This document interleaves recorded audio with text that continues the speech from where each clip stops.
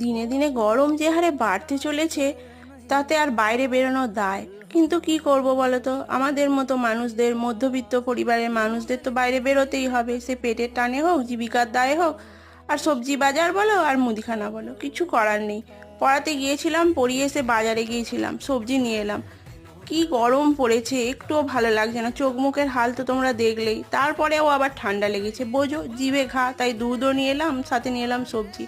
শীতকালে যেরকম বাজার করে শান্তি, টাটকা সবজি, সাথে ঠান্ডা ঠান্ডা আমেজ এবং মিষ্টি রোদ গায়ে নিয়ে, গরমে কিন্তু সেই শান্তিটা পাওয়া যায় না। কি করব, উপায় নেই, যেতেই হবে। তাই সাথে করে লেবুও নিয়ে এসেছি, যাতে সেই শান্তিটা উপভোগ করতে পারি। একমাত্র উপায় শান্তি, নুন লেবু চিনির জল। এই শরবত খেয়ে যেন যত ক্লান্তি দূর হয়ে যায়। সত্যি গো, এই শরবত খেলে যতটা এনার্জি পাওয়া যায় অন্য কিছুতে পাওয়া যায় না, তেমনই স্বাদ। কি করব বলো, ফ্রিজ তো নেই, তাই ঠান্ডা শরবতই সম্বল